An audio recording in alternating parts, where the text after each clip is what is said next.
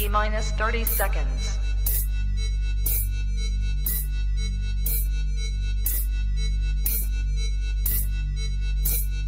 T minus 20 seconds.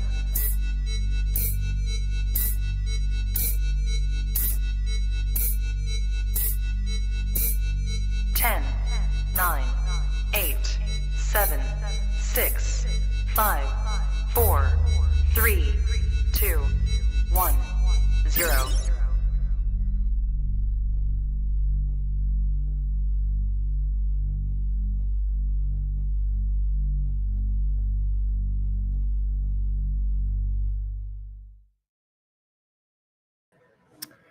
Good evening, everybody, and welcome back to another episode of Kush's Corner here on the Trap Talk Reptile Network, the coolest reptile network in the world. Tonight is a very special episode for me. I have on Rob Carmichael of the Wildlife Discovery Center. We have a lot to talk about tonight, but for anyone who kind of knows my background story, Rob gave me kind of my initial break into the world of herpetoculture at the Wildlife Discovery Center that was formerly in Lake Forest, Illinois. Many of my most formative experiences in this field came at Rob's facility. We're going to get into a lot of different topics related to that tonight. But before we get into all that, as always, USARC. So USARC is the organization that is fighting for our rights to keep our reptiles, to run our reptile businesses, to live this lifestyle with our animals that we all love so much. Check out usarc.org for all of the information you need to know about the organization and for notifications on any new legislation that is being introduced either on local or national levels. And if you are not already a USARC member, I would highly recommend looking into becoming a member of USARC. As a community, we have strength in numbers. The more people that are members of USARC, the kind of more lobbying power we have as an industry. So check out usarc.org for all that information and the membership information. Thank you guys for supporting the cause. All right, here we are. Thank you guys for tuning in back at our normal time this evening. If you are here on YouTube, please subscribe to the channel, like the videos, comment, share, do all of that good stuff. We drop a new podcast on the channel every single day of the week for some of the best hosts in the game, talking about a wide variety of topics from within the reptile industry. So if you are a reptile podcast fan, you have come to the right place. And not only are we here on YouTube, we are on all of the audio streaming platforms as well, be it Apple Podcasts, Spotify, wherever you get your podcast from. A follow, 5-star review, and a comment on any of those platforms would be most appreciated. With all of that little housekeeping stuff out of the way, let's bring Rob onto the show.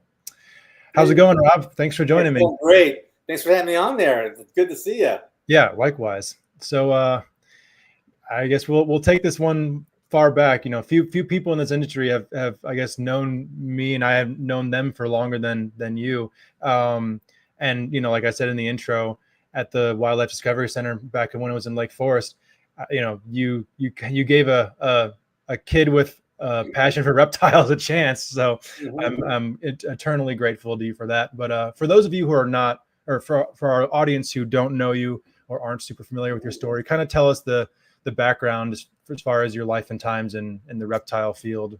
Yeah, well, you know, I'm like a lot of the people that are probably watching this show right now. I've probably been into reptiles since I was 4 years old. I mean, me and my twin brother both were into reptiles, keeping our own little menagerie in our bedroom at a young age. And my poor sister probably had to deal with a few escapees here and there too, along with my parents. But my parents always encouraged us to sort of pursue our passions, and in our case, that was animals. And we'd spend a lot of hours out catching frogs and toads and garter snakes and things like that.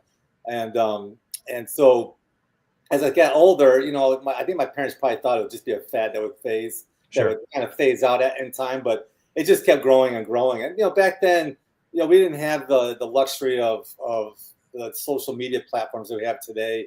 Yeah. All the different, you know, modes of acquiring animals and access to animals too. Mm-hmm. So, you know, back in the day, you know, when I was, you know, a young kid, getting a corn snake was a very exotic experience. You know, and that's how far we've come today in herpetoculture. And when I went to high school, I wasn't at that point sure what I wanted to study in college, but once I graduated from high school, I started going into a different route. Went to business initially, and that was just boring. It just wasn't my thing. And my dad said, well, just do what you love to do. My two big passions were playing baseball, so I had a chance to play college level baseball, and my other passion was reptiles. And so I started shifting gears towards a biology degree while playing on the college baseball team. And when I graduated, I had a chance to play professionally for a couple of years. But the real passion was really herpetology. Sure. And I'd say one of the early books that really kind of opened my eyes to what I could do was Carl Kauffeld's book, Snakes, the Keeper and the Kept. I pretty much memorized that book from start to finish. And that I still, even today, there's so much in that book that was written back in the 60s that's still very, very accurate today as far as how to keep reptiles. Sometimes simple is better. And I'm a big advocate of that, while also providing enrichment. But I think it's making so complicated that you start seeing a lot of health issues because we've made things too complex. Sure. But so after college, after I got done playing baseball, I started talking to some of my mentors from my college years. Dr. Mike Korn. Dr. Korn was really instrumental in sort of showing me that I could actually pursue herpetology as a career path. And my other mentor was Ray Pauly. And anyone who is in the zoo business or knows, the legends of our time, Ray Pauly is certainly one of our legends. Yeah. That's still alive today, and just an amazing person. And I had a chance to start the Wildlife Discovery Center back in 1995 is when we started the ball rolling. And I needed a concept plan on what we could do with some of the space that might be available. So I called up Ray and I said, Ray, you've helped me so much. Would you want to kind of help me look outside the box a little bit and see if we could draw up something that we could propose to the city of Lake Forest and see if we can get this thing going. And he and I put our heads together. We came up with a plan. A big high five goes to Fred Jackson, who was our former director of Parks and Recreation. He loved it. He knew that our community needed more nature types of programs, and said, look, I'm going to go to bat for you. And eventually we got our start at a recreation center in a small room. And that we got a couple of grants from the Chicago Herpetological Society. Got the ball rolling. And then eventually we moved out to Iowa Farm, where you worked at. And we did that for quite a few years out there.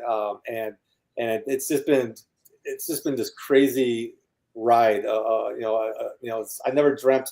I always dreamt as a kid of having my own zoo, but never really dreamt that it could actually become reality. And for sure, we've had a lot of help along the way. I take almost no credit for it. A lot of prayer, a lot of help from the right people, and people believing in me.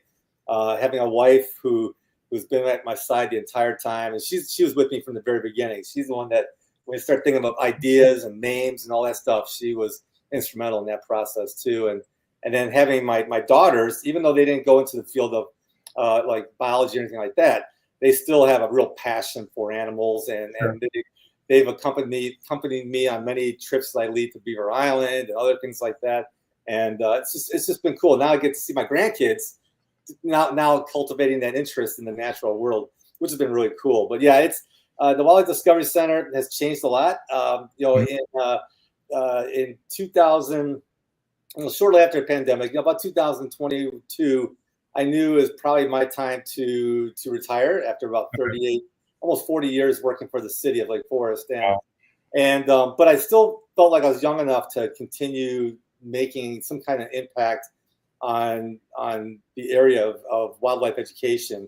And so I went to the city. We actually tried to find someone to take over for me to keep the Wildlife Discovery Center going in Lake Forest. And unfortunately, after about exhaustive year of looking for the right person that could wear all the different hats, we were just not feeling good about the candidates that we had. And the city had to make a really difficult decision to close the place down, which is really, really hard because we've had many great years there.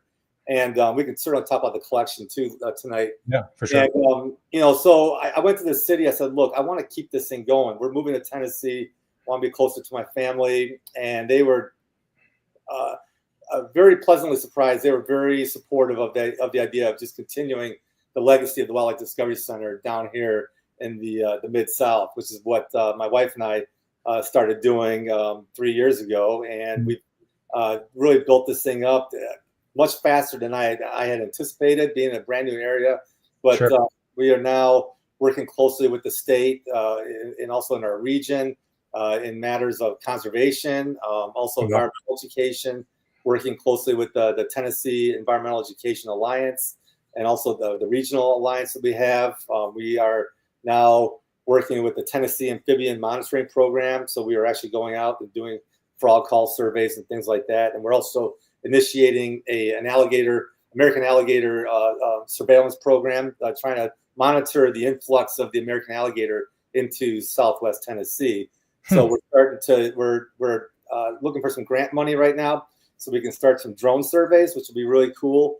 We're just little by little, we're doing a lot of school programs, summer camps. I'm kind of going back to my roots of when I first started the Wildlife Discovery Center. Before I had staff, I was doing all the teaching and everything else, and it's kind of come full circle now in retirement and doing what I love to do. So. For sure. Yeah, it's an incredible journey. I kind of want to go back a little bit earlier. When you were first synthesizing the idea of what the Wildlife Discovery Center would be, did you have any models to kind of look at as, okay, this is something I want to try to emulate? Because nowadays there are a lot of more like smaller scale zoological-esque institutions, smaller reptile zoos.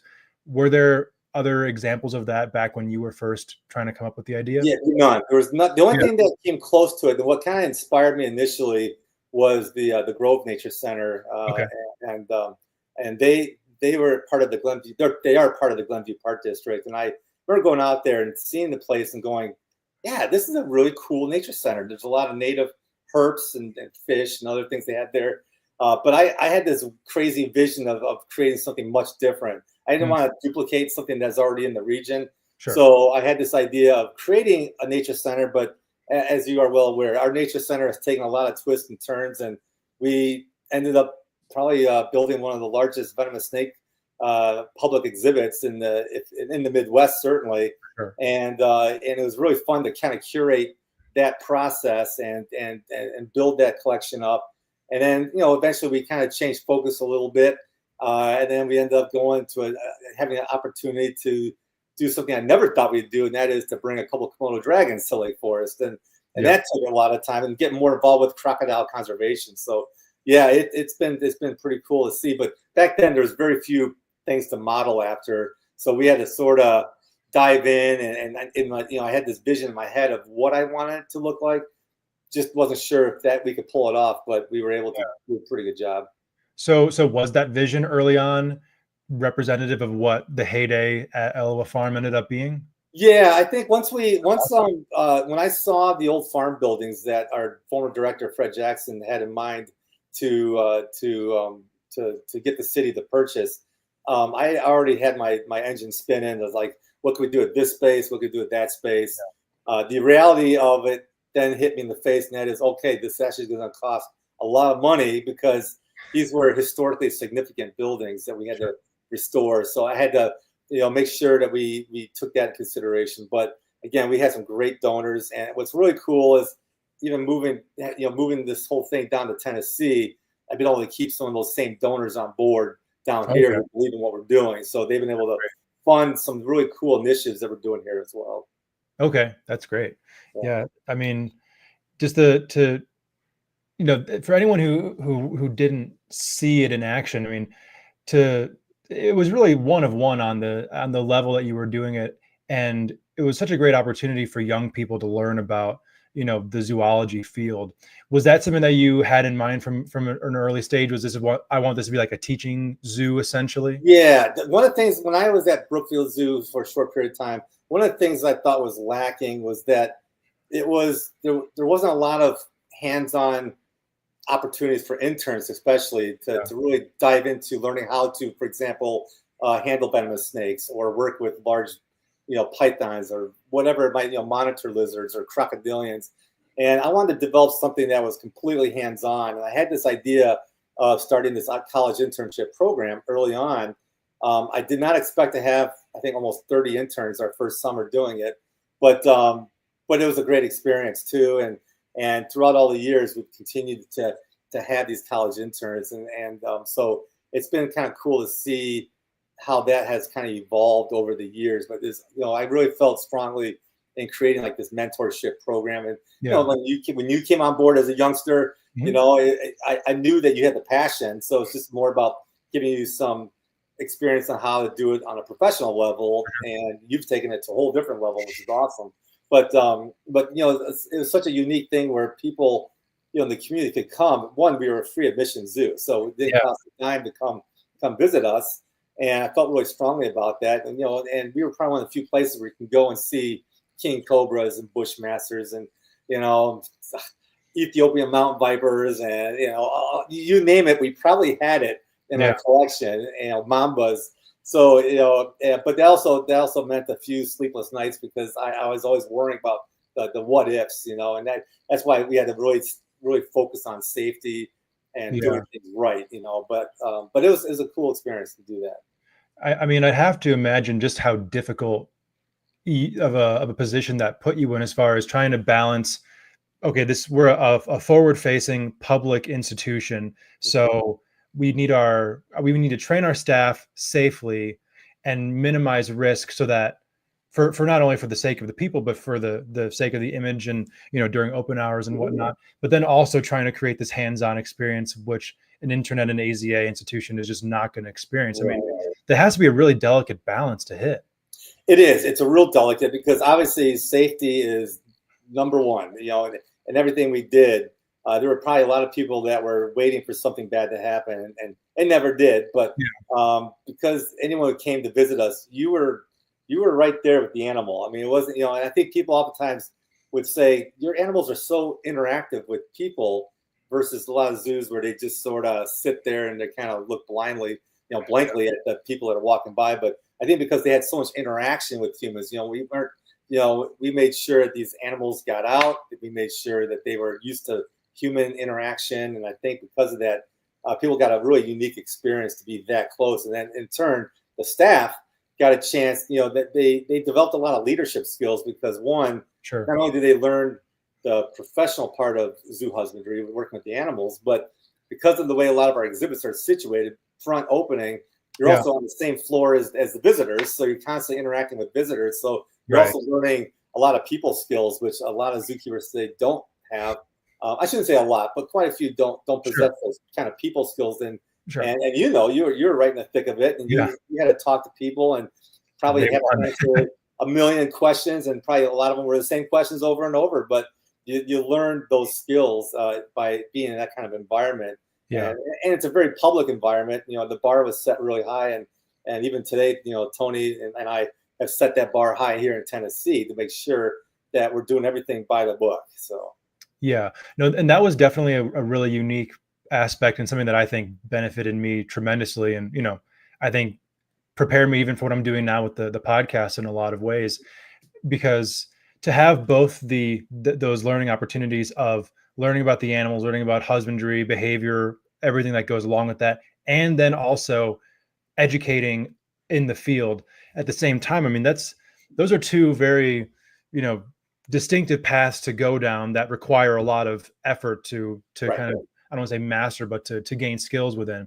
So and like you were saying, many zookeepers probably don't have those type of communication skills. And I mean, how would they? That they're behind the scenes working from enclosures that open in the back and working on off exhibit enclosures. So it was super unique blending of the two worlds. Right. In most zoos, you'd have a separate department that does the education, and another department that deals with the animals. In our case, we were all in one. Every person that was with us, you and everyone else, had to wear multiple hats, from tour guide to zoo husbandry to going out in the field or whatever that was required. You guys had to learn multiple skills, which I think paid off down the road, sort of well after you guys left the Wildlife Discovery Center, which is kind of neat. Yeah. Oh, 100%. So from when you were in the rec center, when did you first get to the point where you needed any sort of help, be it employee, volunteer? What was the level you reached where you're like, all right, now it's time to bring in help? Yeah, I would say, when we first started, we weren't sure what what was gonna happen. Sure. We had a small little fitness room. We got this $500 grant from the Chicago Herp Society. Bought a few neodeshas. Used my own animal. I mean, literally started with, I think, a blue tongue skink, a boa constrictor, maybe a couple of corn snakes, and a king snake. That was our nature center initially. So we grew quite a bit. But so back then it was I did everything. We didn't have enough stuff or enough facility to make it its own entity at the time. In fact, we didn't even have a name for it. It was just called nature programs at the time. So at that time, I was still running all the athletic programs. But within a short period of time, I knew that we wanted to take this thing off the ground. And so I knew that we needed a name. That's the Wildlife Discovery Center just sort of came to mind.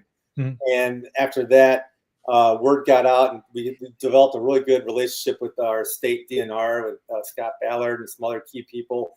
And all of a sudden, they'd be calling and say, "Hey, can you make room for a certain animal?" And all of a sudden, our collection started growing. And I quickly had to sort of take a few steps back and say, okay, as a curator, I got to be strategic in what we want to bring in, because I knew certain animals are better suited sort of behind the scenes than being on exhibit. We wanted to keep our exhibits somewhat interactive, but we did a lot in a little amount of space at the rec center. It was amazing the kind of animals we had, and then even built some raptor cages outside in the back corridor area. So we maximized every square inch. And then a few years after that, that's when we got the opportunity to relocate our operations to the historic Elwha farm. Okay. So then how long after the move, you said it was that first year you started the internship program? I would say, yeah, when we were at the recreation center, we didn't really have any interns at that time. Yeah. We did have a few paid staff and people that are well known today, like Brian Susan and Mike Knorr and some other guys and that were working for me, getting paid.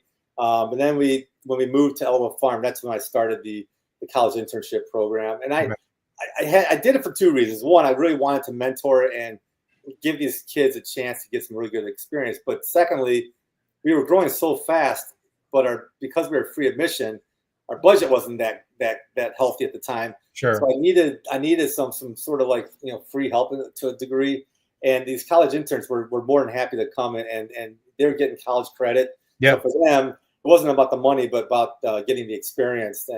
And we've had even veterinary students come in. One gal, Dr. Amanda Guthrie, who was from the University of Illinois, she came and did an internship with us. And as a result of that, got a zoo veterinary job at the Virginia Zoo. And within a few years after that, she got her dream job, and that's the chief veterinarian at the London Zoo, which is where she's at today. But she's told me several times that, hey, the experience I had with you really helped me to get into the field of exotic medicine. So that's kind of cool too. Yeah, absolutely. I mean, to understand these things fully, whether you're a zookeeper, a veterinarian, an educator, you need to have hands-on experience with the animals. Even if you're doing a classroom presentation, let's say the example you gave of at a larger AZA zoo, you have your keepers, you have your educational staff. Okay, well, you kind of need those two worlds together to fully understand what you're educating on. Right. So to be able to have that hands-on experience, it's worth its weight in gold when it comes to application and the eventual career in the field that you choose. Oh, absolutely. And you even see it in reptile shows. The ones that do really well are the ones that have really good people skills. They're engaging with the public. They're not just sitting like a bump on the log behind the table and not interacting. Like you gotta get people sold on what you're doing, and so that's a big part of what we do is try and get it across to our staff and interns and volunteers that it's more than just showing the animals, but it's how we tell the story too, and how we tell the story of each animal and really engaging the public that way. So yeah, absolutely. So one thing that I always found to be a job that I was glad I didn't have was that of kind of managing the time of all of the interns in the summer, especially, you have this big crop of new blood coming in. You got to get them up to speed. I mean, what was your process of managing a pretty large workforce that, in theory, know nothing about what they're doing when they come to you? Yeah, that was actually the biggest challenge, was trying to get everyone on board and up to speed fairly quickly, because the summer session is 6, 7, 8 weeks in many cases, and it takes probably a good month to just get into the rhythm. So we start the process in the off season, with training. We do a lot of get them comfortable with handling the animals, how to interact with the public with the animals. And so hopefully our hope is that by the time they start the internship, they're off and running. Now, not every intern pans out. We've had some that lasted a day. They said, you know what, this is not for me. And that's fine. That's why you do internships, to figure out what it is that you like to do. But I would say the vast majority of interns who came to us and worked for us all loved it because of the hands-on component.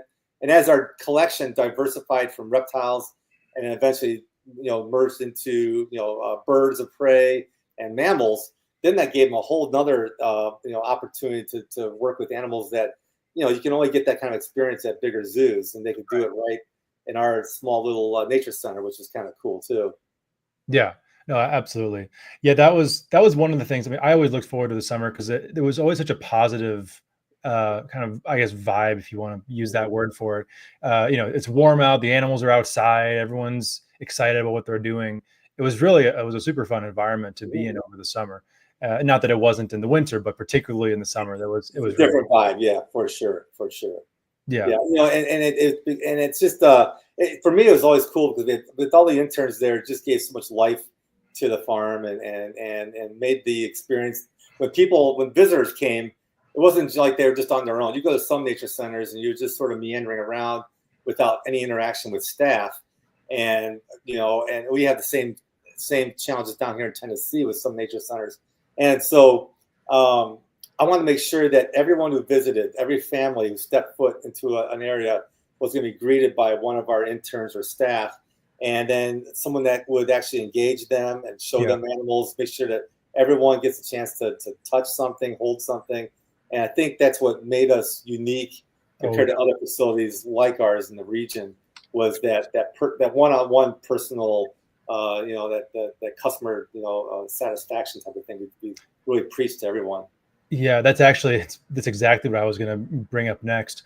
Was that a really intentional effort on your part to kind of distinguish yourself from some of the institutions as far as the experience of the customer, so to speak, up front?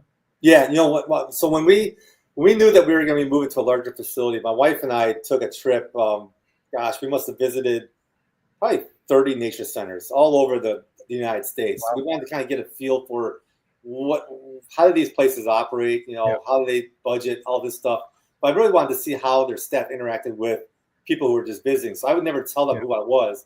We just came in, and I would say 95% of the places we went to, we didn't talk to not one person engaged in conversation with us. And these were award-winning nature centers. They're supposed to be the best of the best. And my wife and I were going, we could do much better. I mean, they had some beautiful facilities, but I think a big part of the reason why people loved coming to us, oftentimes families would come, 2 or 3 times a week, is because they always had that engagement with staff. And I think that became something very intentional for me when we started.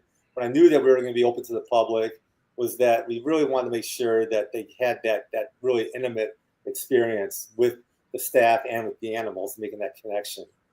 Yeah, absolutely. I mean, obviously I remember vividly, like, you become friends with some of these families, on a personal level. They come in every week. They ask about that snake by name that they like so much, or they're like, oh, who's out in the yard today? And it's such a unique experience. I mean, and being from Chicago, there's obviously very multicultural, a lot of different neighborhoods and suburbs and whatnot. Overall, Lake Forest was always my favorite suburb of Chicago, being from the city.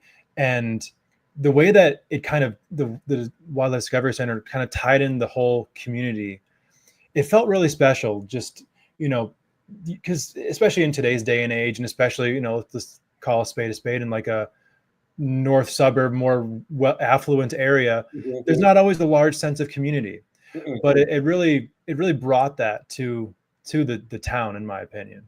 Oh, absolutely. I think we were, when the recreation department got the gold medal award when we were around, we were told a big part of that was because of the Wildlife Discovery Center, because it was such a unique program and experience for the community. I mean, like I said, and Lake Forest is a very affluent community. The word zoo can sometimes have a negative connotation. So we were very strategic in not calling ourselves a zoo, but more of a wildlife conservation center.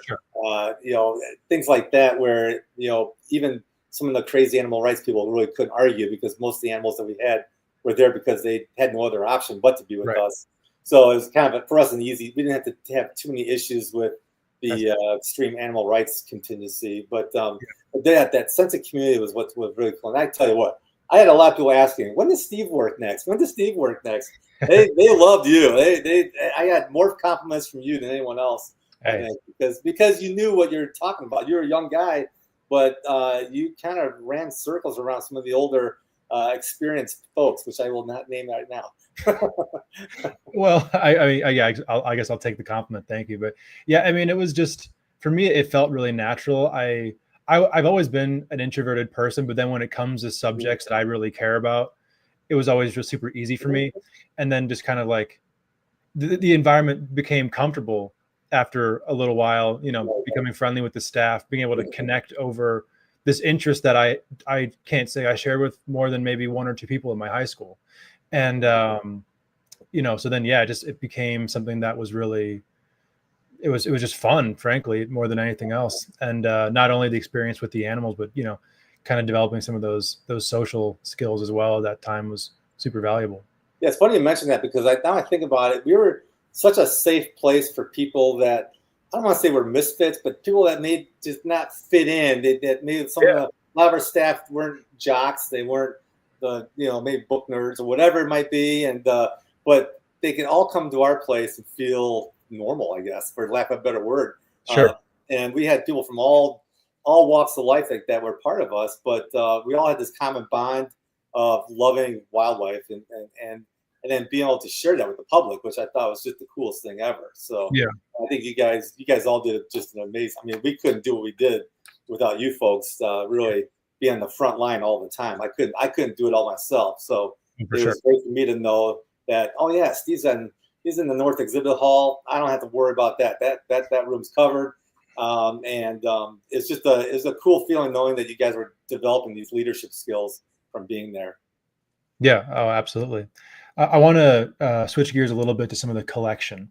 So I mean, by the time, but the first day that I walked in to the Discovery Center was the first day of my like end of 8th grade internship week I needed to do for my last little bit of credit. I had never been to the Discovery Center before, and I wasn't 100% sure what to expect. I looked at the website and everything. This is before social media was huge, so I couldn't go #Wildlife Discovery Center and see hundreds of posts of all the venomous and the bobcat and all the birds and stuff like that. And I walk in and I look to my right and I see an adult olive python, and I'm like, oh my gosh, that's an olive python.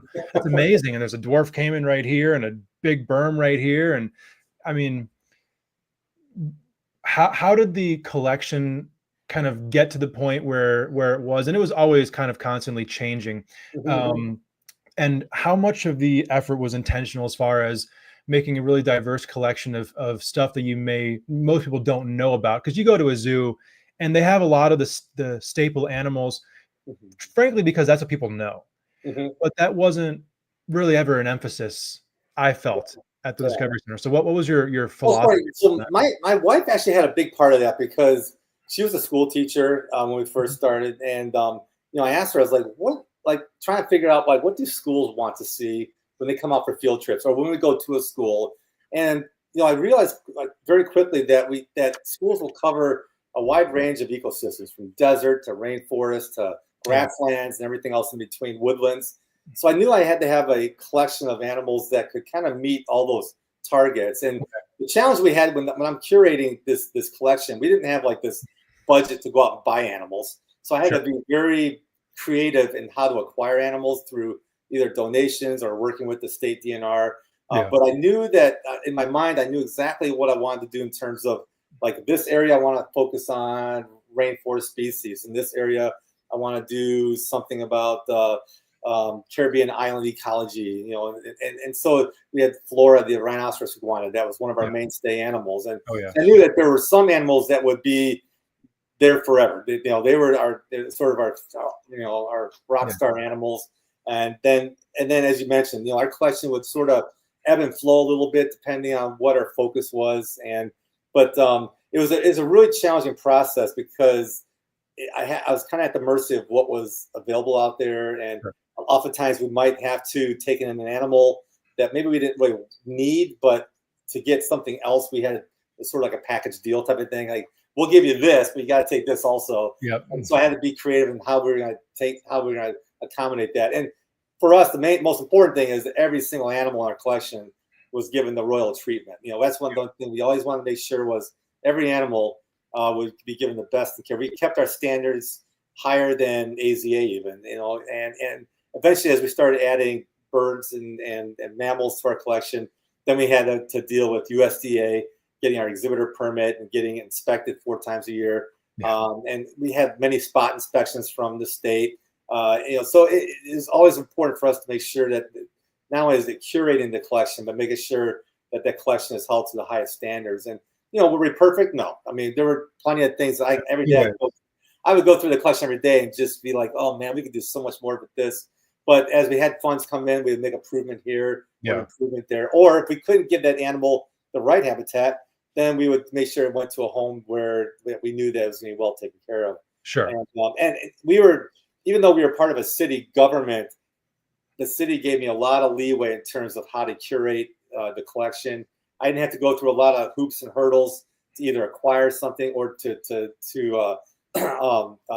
transfer an animal to someplace else. There was very little paperwork involved as far as that goes. So that was kind of nice. And being down here in Tennessee, I got full leeway as far as what we do. And then, you know, getting a chance to work with some really cool animals right now, you know, it's sort of evolved from what happened back in Lake Forest, and some, you know, understanding like the strategies of how to put together a collection that I think people will be interested in. It's always a crapshoot because you think you know what people want to see, but what I found out is that you could put a couple green anoles in a well-planted terrarium and people will be like, this is really cool. You know, you don't always have to have the most exotic things in the world, but you just have to have animals that are visually attractive. Sometimes it's more about their movement or just about how you set up the habitat so people can still see it, you know, because it sounds like king cobra would be like the most awesome exhibit, but king cobras hide 99% of the time.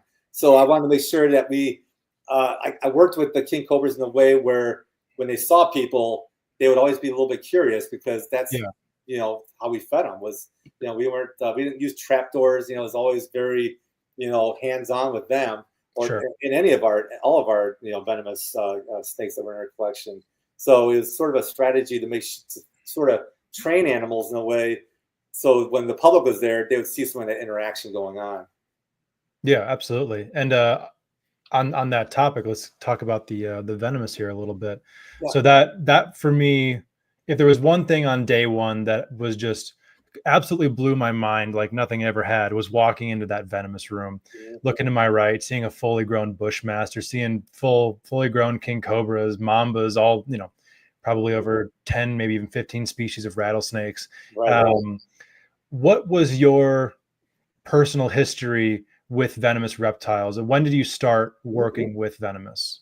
Yeah, so I, you know, probably back in my Brookfield Zoo days, but I would say most of it, like a lot of things, you know, it happens when you're just working with the animals. And oh, my dog's gonna join me here.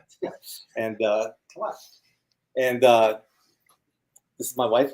You know Tony. Yeah. Hey Tony, how's it going? Hold on a second. There you go. He was foggy, so I was like, I try to do that actually.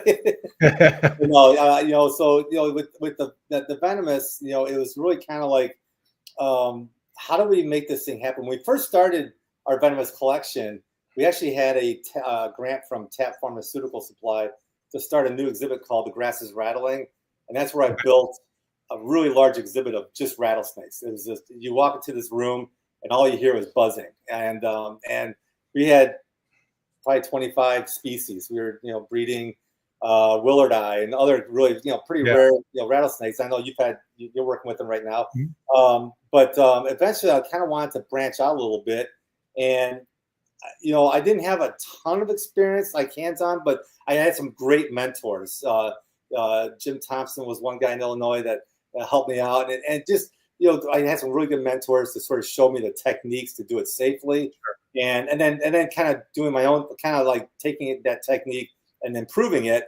Because the one thing I want to make sure that is always safe. I wanted to make sure that the snakes were used to being, hook and tailed, but done in a very responsible way. I mean, even Tony here had to wrangle some big diamondback rattlesnakes, but she was trained and she knew how to do it, and she felt very comfortable doing that. Just like any of our animals, it's just more about thinking about, like, one of the things I look at when I played professional baseball that sort of carried over into my world of working with venomous snakes was this idea of visualization. And anytime, when I played baseball, I would always visualize what the pitcher might be throwing and where it's going to be thrown and how to get the bat in the right spot to hit it hard. Sure. And with venomous snakes, I would always visualize, what could this snake do on its very worst day? Yeah. And on its worst day, what could it be? And so that way, if it did happen, I was prepared. But 9 times out of 10, 99 times out of 100, it never happened, because you work these animals very calmly. And I just really working on being calm with the animals. But when we started getting the king cobras, that was a game changer, because there's nothing compares to a king cobra. They're full of themselves. And yeah, but I want to say something about that, though, because the one thing with the training is that we always did tube training, and no matter what, I always felt like I was safe whenever we did tube training, because you can see, even with the clear tube, you can see like what is happening. And if we needed to do like a scan or anything like that, you can just like scan it while it's in the clear tube, and sure. you can make observations from that. So everything was always done in such a safe manner that, because of his training, it was really easy for me to do it. Yeah, and I think also I wanted these snakes to get used to being worked with. A lot of zoos rely solely on trap doors and other things like that, which are great to an extent, but when you actually have to manipulate the snake, whether it's with a tube, whatever, if they're not used to that, you got a really difficult snake to work with. So I want to make sure that all especially the king cobras, were very comfortable with me working with them in a very safe manner. So if we had to get into a tube or a bag or whatever, it was like not a big deal, versus ones in the zoo that are never handled, and all of a sudden you got a young keeper that's got to get a snake in a bag or whatever. Yeah, you got a potentially dicey situation. I mean, the kings are a whole different animal. I mean, the terrestrial vipers are fairly easy to work. A big gaboon viper are pretty easy to work with, but any of the elapids are just something. Even some of the big bothrops. Oh gosh, they can be real challenging too. And you just, for me, it's more about just making sure you just always keep your mind focused. Make sure you don't have any clutter going on. If you have clutter, you just don't work with the animal that day. It's just, safety always came first. And Tony would always hammer that in my head. If I'm having a day, she's like, "You're not working with venomous snakes today." And I'll be like, "Yeah, you're right. I'm not going to." So yeah, no, it's great to have someone there to keep you in check with that, because I've definitely had that experience myself. If I'm having a bad day and I know I got to change some waters or whatever, and a few minutes in, I'm like, "No, this is not for me or the animals. This is a terrible idea today. Like tomorrow I'll be in a better mood. Nothing is worth this risk." One day is not going to make a big difference. And, and I always make it a habit of always working with venomous right away before I do anything else. They'd be the first part of my run, because you don't want to get complacent in working with harmless snakes. You're working. All of a sudden you just work with something venomous and you sort of have a brain cramp for a split moment. So it's just better, for me at least, worked well, that I always did the venomous snakes right away. So that way, once they were done, I felt like the rest of my animal runs were relatively simple, even with the crocs and other animals like that. Yeah, sure. I mean, get that get the heavy focus work out of the way early, so that everything else is easy from there. Yeah, that definitely makes a lot of sense. Yeah, it was interesting what you were saying about working with those animals consistently to become accustomed to you. As you also mentioned, how that's essentially the opposite strategy of a lot of the AZA institutions and whatnot when it comes to venomous snakes. I guess it's a it's a delicate balance there for sure between, you know, I guess to find where that perfect point of safety is, where a lot of people will, you know, discourage over interaction with venomous snakes just to limit the amount of times that an incident could potentially occur. But then, like you were saying, if that animal is never used to human interaction, when that time does come about, now you're at a really high risk, especially if it's a dangerous species. Yeah. I think one of the challenges that zoos have too is that a lot of zoos have rapid turnover, so they're constantly getting new young people coming in. So I can understand why they have such strict safety protocols, and we did too. It's just that I had a different philosophy, and that is, you know, I want these snakes to be very comfortable seeing me working with them every day, versus some foreign thing coming from a part of the cage that they don't associate the humans with.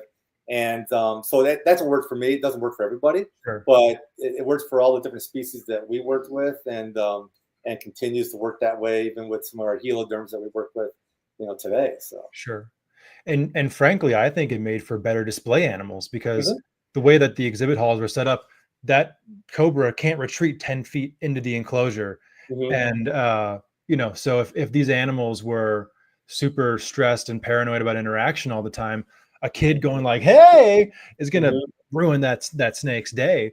Oh, absolutely. Super accustomed to human interaction, to a person entering their space, doing what they need to do, neutral interaction going away, then that kid staring at them is not going to be nearly as stressful as an experience for that snake.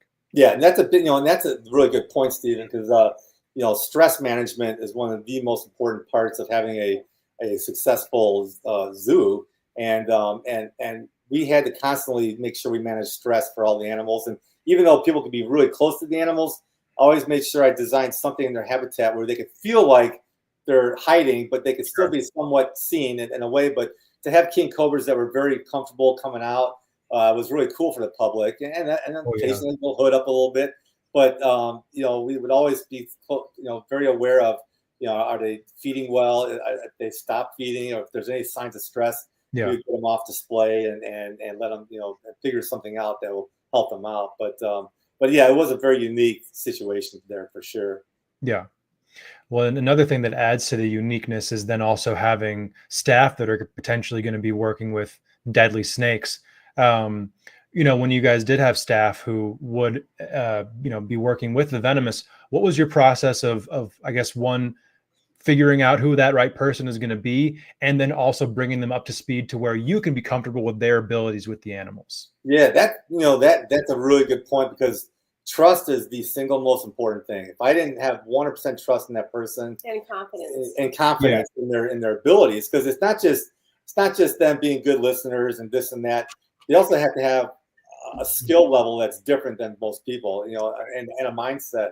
So there weren't that many people that I trusted with working with venomous snakes. Usually, if they started off working with venomous snakes, it's usually working with like the copperheads, you know, some of the native species.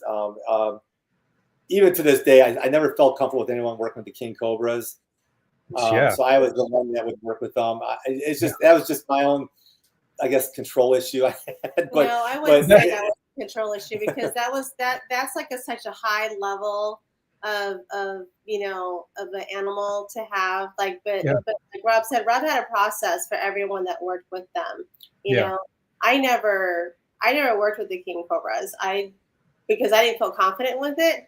And if I'm not confident with it, I'm going to be like, you know, this expert right here, he's going to be the one that does that. And it's true. And I think when I did finally find people that I trusted, we started off really slow. You know, I wanted to make sure they could master all the techniques of you know, proper hooking, finding that balance. You know, when you're hooking a snake, it's not just picking it up. You got, like, you got to find that right balance. You know, how to keep the snake calm while you're doing it. How to properly bag a snake. How to even tie a knot on a bag when the snake's in there. You know, you're not just grabbing the bag like a harmless snake and tying a knot.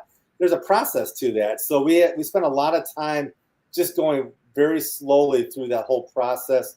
And in most times when we're working with the venomous snakes, we don't have to muck with the snake itself. It's more about how to even, like, the right way to open up the door, the right way to change the water, the right way to offer food, always using angles versus straight on in case they miss their target. they're not going to come near your hand. So it's a lot of those things are just really those minute details that there was no room for error. In our case, that to me, those are some of the absolutes when you're working with venomous snakes that you just can't. There's no wiggle room on that. And if I saw something that I didn't like, we'd probably start from ground zero again and start over it. People do make mistakes. I mean, I've made mistakes, but that was a mistake. We just couldn't. I knew in the back of my head, if we had someone get bit, the city would probably put a kibosh on the venomous snake. So I knew we had to really kind of hold ourselves at a much higher level. But he also gave scenarios like, what if this was to happen? Like if they were working with something, what if it missed the animal? What would you do instead of them going, Right. and then having an animal loose and in the hall. But that's where it is like his expertise was just so it was so valid and so needed and vital in the training. Yeah, we did a lot of scenario work. I think that's something that like what if a snake was loose and the public was there? What do you do? What if someone gets bit? What do you do? We actually had to even train our fire department. We had to do dry land training where we would call in a mock 911 and they would have to come out and go through the whole scenario of what to do, and then our staff had to be trained on what's the steps 1, 2, 3. First, contain the snake, then call 911, then stay with the victim. One person goes outside, waits for EMS to show up. So we had real strict guidelines as far as that goes, and we practiced those fairly often. And the fire department loved doing it because one, they felt a lot more comfortable. I know there's been times where I've been out of town and we had a smoke detector go off in the room that had all the venomous stuff, and also when we had our dragons, other things like that. And I think you were there, Steven, at the time I had to go in there, right? I was there in the morning, like after the incident, but I was there that day. Yeah. Okay. That was a wild one. Yeah. So Tony had to, she had to go jump in the cages and get stuff out while I was, I think I was out speaking in California. Not the venomous reptiles. Not the venomous. I would go in and get a monitor or something like that. Yeah.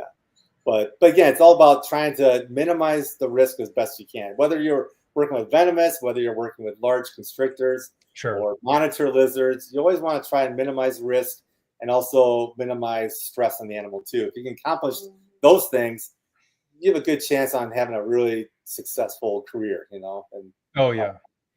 absolutely. I mean, the days where I was able to just essentially be your shadow walking around that room, watching you, just do the general maintenance on all the venomous, I use those techniques today. That was an integral part of my learning. The one thing that I'm shocked that no reptile product manufacturer has taken advantage of is the snake hook with the spoon on the end. How is that not a mass-produced product? I don't know, but it was one of my former staff had made it for me, and that thing was used all the time. I use it for all kinds of, it's not just the venomous. I'll use it for there's a little high strung monitor or anything really, or one of our wiry pythons that just doesn't want to be mucked with. It's like they're great, and I think I'm pretty sure Midwest Tongs. I think they might make one now, or they did make one for a while. Tongs.com. I think they do. You have to check on that and see if they still do. But they did at one time sell it. I don't know if it's a big seller or not because I think most people still would be hesitant to use that. But for venomous, if you're using any kind of substrate, it is a great tool. Yeah. I mean, to be able to do all of your maintenance you need with that animal, not need to remove it from the enclosure and keep a safe distance that time. To me, I mean, you can't do it better than that. I mean, you still have the interaction. The animal becomes accustomed to that type of activity, and there's no risk whatsoever because most of the time that snake, especially if it's a viper, isn't even going to move the entire time. Exactly. No, that's absolutely true. There's really no reason, unless there's something horribly wrong with the cage, or unless the snake needs to come out if it's got a bad shed. I mean, I did make it a habit of trying to remove the snakes out of their habitats at least once a month, just so they're used to it.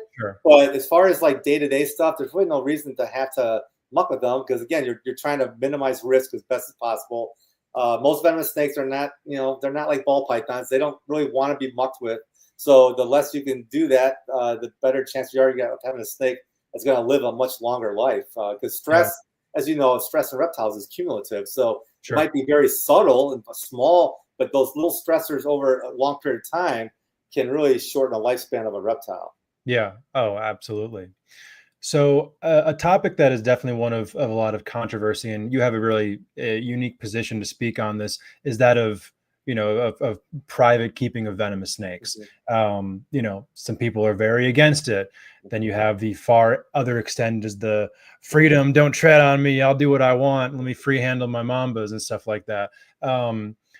What would your words of wisdom be to a young, or even an experienced herpetoculturalist who has the itch to keep venomous? I mean, I sure do, and it's been something that I always knew was a lane that I wanted to at least go down for a period of time. So, what are your thoughts on? I'd say the first thing is you gotta be honest with yourself. Like, you need to understand what your limitations are. What's your ability level. Not everyone who wants a cobra should have a cobra. In fact, only a minute percentage of people should probably have a cobra. But more importantly, you got to be responsible in terms of, like, if you are someone that's keeping venomous in a subdivision, for example, your neighbors should know that you have these things. You should be very forthcoming. And I know if I found out that one of my neighbors had a king cobra that was kind of shady, I'd be kind of ticked off. And it sounds very hypocritical for someone that like me who keeps venomous reptiles.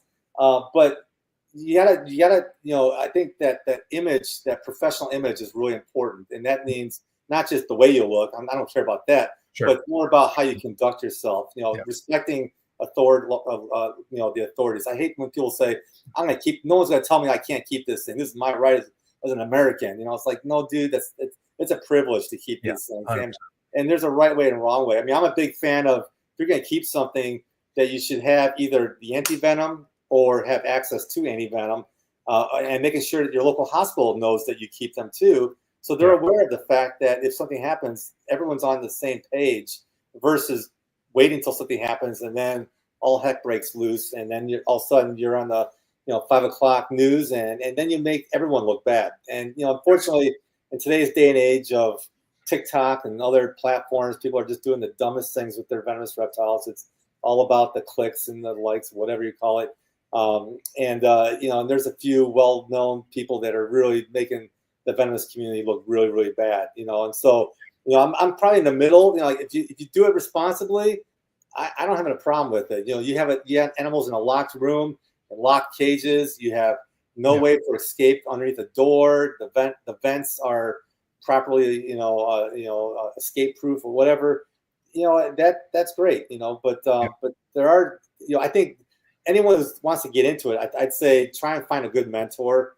That's probably one of the most important things, is a good mentor that's going to show you the right way. Having a mentor that's going to teach you how to handle cobras with flip-flops on, it's not the right way. You want a mentor that's professional, that does things the right way. I shouldn't say that.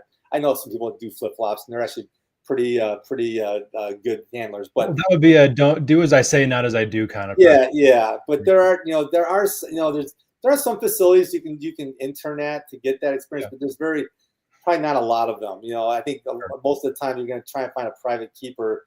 And then again, for me, it's like there's no reason to keep elapids when you have so many cool other types of venomous snakes that are not quite as medically significant. I mean, you keep some of them. Some of these are arboreal vipers, or some of the montane species of rattlesnakes, and even some of the like a broad-banded copperhead. There's some really, really cool species of venomous reptiles that you can keep that aren't going to necessarily be medically significant, but will teach you how to take care of these things the right way, how to master your skill level. And again, I would say it's kind of like, I have a Rottweiler. I would say most people that want a Rottweiler shouldn't have a Rottweiler.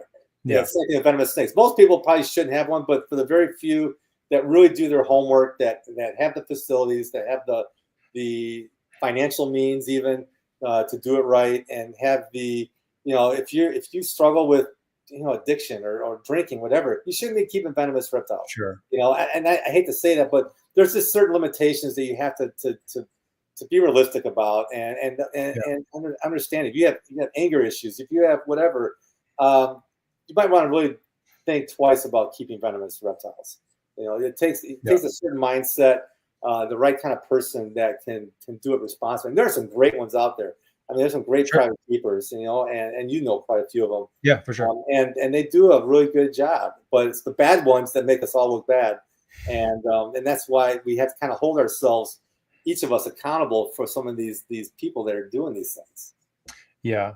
The topic of the mentorship one, it's such a difficult one, because along the lines of a lot of the things that we've been, talking about throughout the interview, to bring somebody on who you may not know as a keeper, and like, I'm going to mentor this person, and the worst case scenario is the death of this person. Mm-hmm. That's a pretty big responsibility to take on as just somebody with some snakes. You're accountable for yourself, okay, but now I'm accountable for the life of this other person. That's a hefty burden to bear.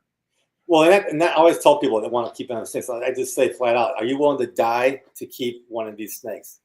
I mean, because the bottom line is you could die even from a bite of a copperhead. I mean, there's always that remote possibility, and and I think people just need to be honest with themselves. And when we used to take on, I would also train other zoo staff on how to take care of venomous reptiles, and again, it kind of comes down to just some of the real just focusing on the basics. Don't try to do too much, and you could do just as much with a copperhead as you can with a green mamba. I mean, you can make a beautiful exhibit and really enjoy that animal, and also and there's almost no excuse to get bit if you use the tools and you use the tools properly.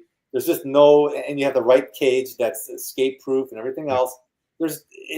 It's kind of like keeping tropical fish. They're kind of a look but don't touch animal. Yeah. But you just have to approach it the right way. But I don't know, for me, it's like there's so many cool reptiles out there today that are not venomous. That, I mean, the herpetoculture today is just mind-boggling from when I think of when I was a youngster back in the 70s and 80s, and what we had available back then compared to what's out there now. It's just unreal. It really is truly unreal. Yeah, it's ridiculous. And particularly when it comes to elapids, for me, everything that I would want to get out of keeping elapids, I get out of my colubrids. Yeah. Oh, absolutely. And frankly, in many instances, the colubrids are more beautiful than their similar elapid counterparts. Oh, absolutely. Yeah. And without the risk. Right, exactly. I mean, I've had, like, I have a decent group of spilotes. Mm-hmm. I've had mamba keepers tell me, like, yeah, like that's a mamba just in a colubrid body, like from a lot of their behavioral, they're very similar, sight hunting snakes that are, very arboreal, and they're always moving, and they act there's so many similarities. But again, you don't have to worry about that split millisecond of a tap on your hand and realizing you just got potentially deadly bite, so. Yeah. I mean, I've had some moments with my spilotes where, like, outside of the enclosure, for the most part, they're all great, but they're pretty cage defensive.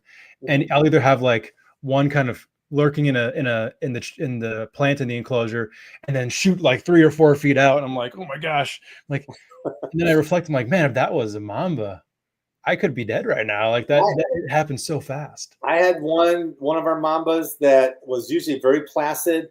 I let my guard down for a split second, because this mamba had never, ever had done anything as so much as a lunge or anything. And I opened up the back of the exhibit, and something was bothering her that day. I don't know what it was, but I was not hyper focused, and she came shooting right over my head, over my shoulders, back around my other shoulder. And thank God I just stayed really still, and she went right back into her cage. But it's like, it was a moment of, yeah, Rob, you cannot you can never let your guard down for a millisecond. And it was a good teachable moment for myself that thank God nothing happened. But again, it's like, I think when people want to get into venomous snakes, or any venomous reptile, I love heliderms now because they're easy. Yeah. And, even though they're venomous, they're relatively low risk, and I'm working with a very rare group of Chiapan beetle lizards, which have been really awesome. But again, people I'd say most people that want to keep venomous, look at us, spheloides. Look at, something that's active, that can still give you that sort of that feeling that you're working with something really extraordinary. Yeah. Oh, absolutely. I want to continue the venomous talk, but we definitely got to hit the commercial break real quick. So sit tight, everyone. We'll be back here in a few minutes. One of the biggest growths we have in the reptile industry today are the rare species of reptiles that aren't worked with. That's right. That's why I went ahead and partnered up again with Brian Susan over at SUNDOWN Reptiles. Brian works with species such as kahua geckos, gargoyle geckos, all species of tree monitors. He works with abronia and many other cool species geckos that you can check out all on his website. Head over to sundownreptiles.com, see what he has available. Brian's one of the best doing it in the reptile industry today. He's been on the show multiple times, so make sure you check out all of Brian Susan's episodes on Trap Talk Reptile Network. But more importantly, for the highest quality of captive bred reptiles, make sure you head over to sundownreptiles.com and make sure you give him a follow on Instagram. Thank you again, Brian Susan over at Sundown Reptiles. One of the things I love about being a part of the reptile industry is all the learning, okay? Learning can be fun, and I can prove that to you. Thank you so much to today's sponsor, Gary Scavino over at gs.reptiles. I highly recommend you head over to his YouTube channel, follow all this man's content when it comes to learning about rare species of snakes you could be keeping in the hobby, and also just finding out how easy a lot of these rare species of snakes are to keep in general. So thank you so much, Gary Scavino of GS Reptiles. Again, head over to his YouTube channel. Also head over to his Instagram to be on top of all of his current work and be ready for a big year over at GS Reptiles. Thank you so much, Gary, for your ongoing support. I really appreciate it. Choo! Sorry for the interruption, folks, but a quick word from our sponsors. Hi, I'm Devin. I'm Teresa, and we are Pragmores. We are based in Czech Republic, a small country in the middle of Europe. We really love animals that revolve around multi-recessive projects, and one of our very favorites is Hypo. We're really looking forward to clutches that are coming this season, and some of those are Hypo Clown, DG Clown, Hypo DG Clown, and one of our all-time favorites, Hypo Puzzle. Hope you enjoyed the next episode on Trap Talk, the greatest reptile network in the world.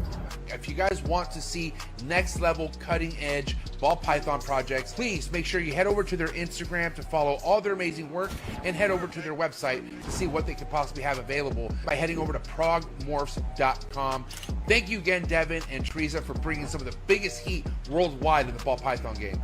If you want to be organized, if you want to be cutting edge in the ball python game, then you don't want to miss this. Shout out to today's sponsor, and that's Clutch, #1 ball python organization app in the game. No better place to start off than by using this app. Clutch is an organization app that helps you organize all your ball python projects. It also helps your peers and your fellow community members look at what you possibly have coming for the upcoming ball python season, what you have currently available on MORPH Market. It's so awesome to be ahead of the game by using organization app like Clutch. Thank you so much, the entire Clutch team, amazing team over at Clutch. If I were you, I would head over to Clutch's Instagram account, and I would also head over to their website, try it out, see how it works for you. But especially if you're just now coming into this, before you build your reptile collection, I would do it organized, and I would do it with Clutch. Thank you, Clutch, for being so amazing. Excited to hear what Clutch has to bring in the near future.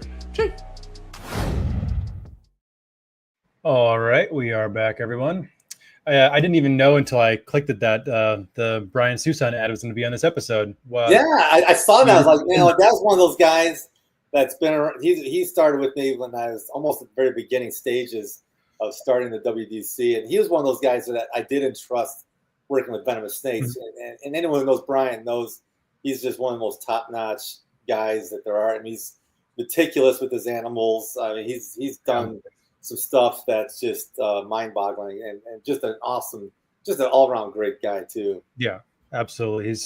I look up to a lot of people in this field, but especially as far from the standpoint of somebody running a herpetoculture business, few people I look up to more than Brian Susan. Mm-hmm. So back on the topic of the venomous for a few more minutes. One of the things that really hooked me right away about the collection was just how diverse it was. My venomous collection is not nearly as diverse as far as all the different types of snakes compared to what you had back in the day. Was that something that just kind of evolved naturally, or were you very intentional about, I want to have representation from all different parts of the world of venomous snakes? Yeah, I would say a little bit of both. There's a little bit of intentional, a little bit of pretty much like it kind of represented my ADD that I had, but I had like a list of about 5 to 6 venomous reptiles I really wanted to make sure I had in my collection. Okay. The king cobra, the bushmaster, the gaboon viper, a mamba species, and then after that, a Mention's viper was one of my other ones that I really wanted. So I was able to accomplish all those. And then within that, a lot of the snakes that came to us came from state confiscations. So we'd have a puff adder join us one day. We'd have a monocled cobra join us, and so I had to do a little shuffling around to figure out how can we sort of make sense of this collection. And at the end of the day, what I found out, the average person that comes in doesn't care what the order of that species are, where they're at. They just want to see animals. And so I started realizing that I was making it a little bit too complicated. Let's just make sure we match each animal with the right size habitat, make the habitat look as cool as possible, and then people just they'll find that animal that they connect with, and it worked out really well that way. And so we were able to really build quite a diverse collection. It's just, I started looking at how many different species and what we had. I was like, man, we had some crazy animals in our collection, but it was awesome. It was sort of like the glory days of the WDC for sure. Yeah, that's a good point when you bring up about the kind of the flow of the exhibits. There's always such an emphasis within the zoo field of this is the Madagascar Highlands and this is the this and that. I'm like, that's only for the people who work there. I mean, very few people who are coming. The average person could care less. I mean, it's hard enough just to get and read a sign, much less anything else.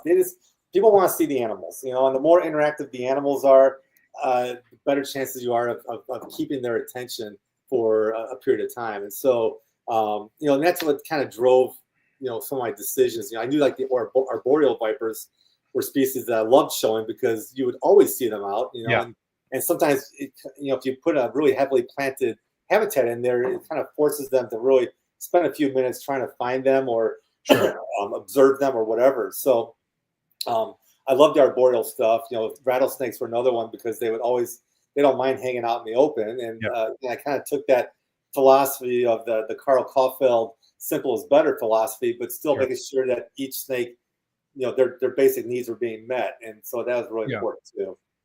Yeah. What was cool about that Venomous exhibit hall was just like, it kind of took you on almost like an emotional roller coaster because from cage to cage, you're getting such a different snake. Like, from a bushmaster, you turn around and you see the timber rattlesnakes all interact with each other, and then some smaller vipers, and then boom, gaboon viper, mamba, cobra. You're like, oh my gosh, what the heck is going on here? I know. and I tell you what, at the end of each day, I swear I had like this horrible thing with locks that I felt like I checked every lock in that room at least 4 or 5 times before I shut the lights off for the day, because I always had this thought of going home and being like, I did lock the king cobra cage, or I did do this. So we did put that once, and it was just horrible. So, yeah, man. I can venomous snakes will do that to you.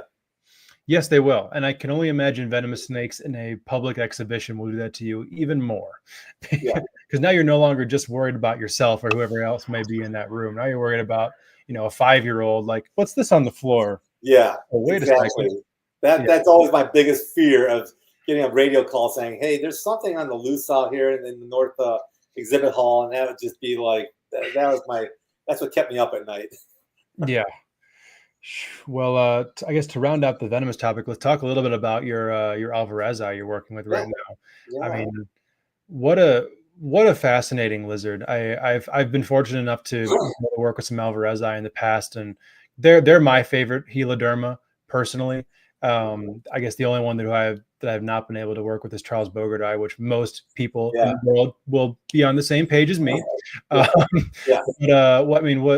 what is the size of your group, and how has it been so far to have them? Yeah, so right now, it's a modest group, but then again, there's very few in the United States anyway. So it's 2 males and 5 females. That is not a modest group. Yeah, I know. It's an incredible group. It's a good group, and I was very fortunate because I was able to acquire 1 pair from Steve from California. He's the man, and he was nice enough to part with one of his really nice pairs along that line too, I was able to acquire an additional specimens through some other means, and some of them were actually confiscated, unfortunately. Okay. But it's been a really cool experience. I mean, they're all kind of wired the same, the heloderms, but Alvarezi are just they're just quirky. They're different. There's so few out there. One of our hopes, and there's interest right now in studying their venom more. So we've got a couple labs, one in California, one in Australia, that would love to be able to start working with their venom. So we are working on getting some of our permits in order so we can actually start milking and shipping venom for medical research. Yeah. My hope is that that'll happen this coming year. Okay.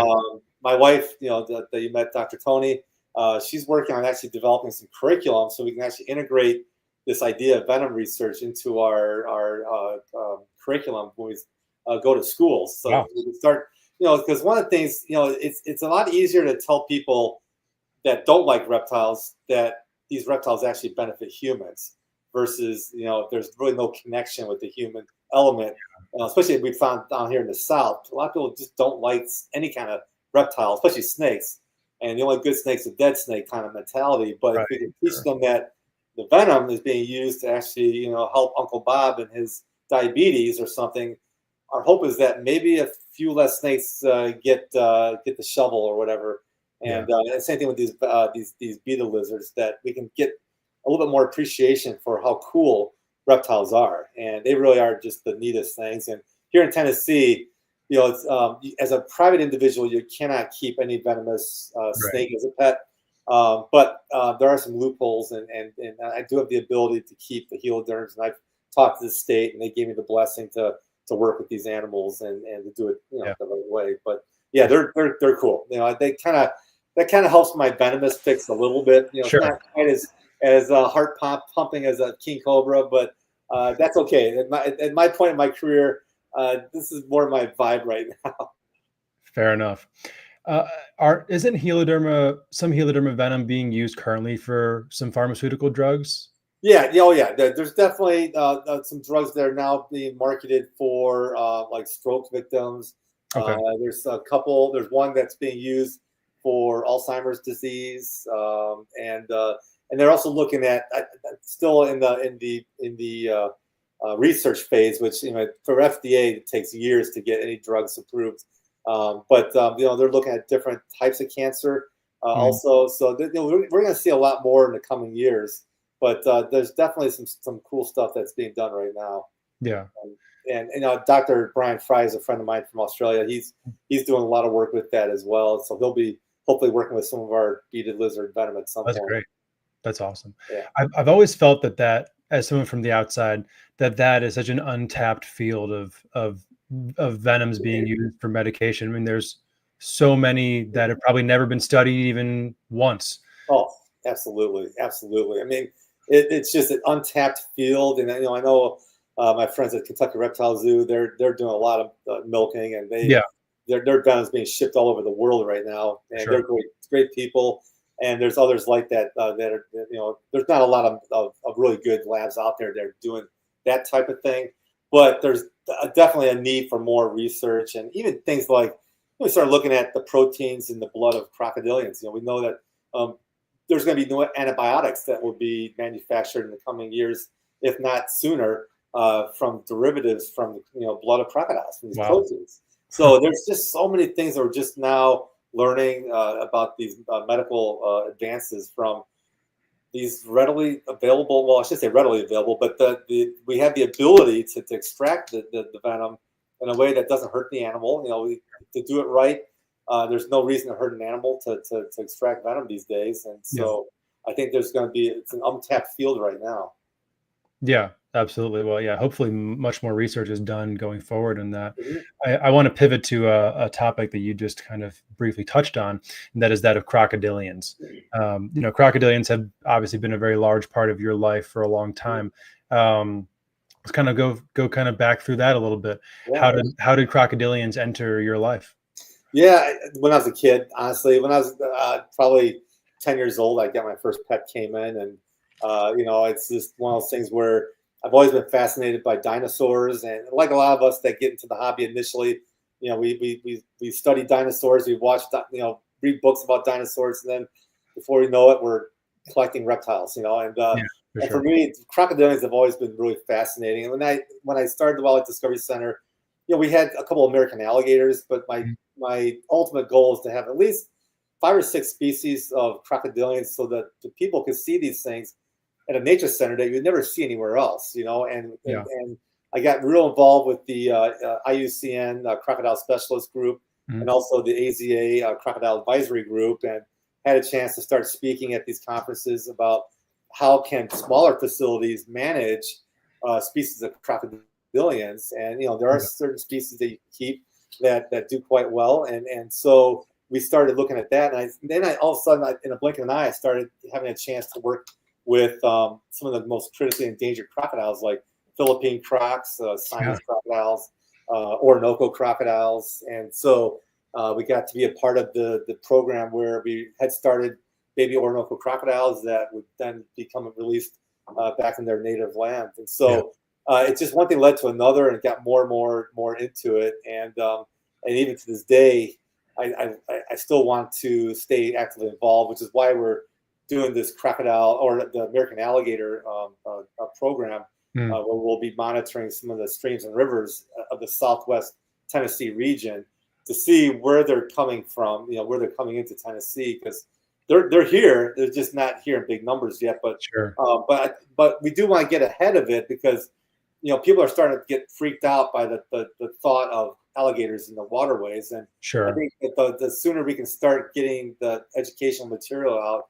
and start teaching people about how shy these animals are, we're never gonna be like Florida, but we will have alligators here. And as the climate is changing and getting warmer down here, there's no reason why we won't see their range, continuing to extend northward. I wouldn't even be surprised if we eventually see them in southern Illinois, and so they're very cold tolerant animals. And I know of one population that's in a spot that's you would never, I can't say where, but they're in an area that you would never expect, and they're doing quite well. And so I love the conservation that's going on right now worldwide with crocodilians. There's some great work and some great people that are working with them, and so I've enjoyed staying involved with the crocodile conservation efforts that are taking place, and some of the monitoring that's going on too.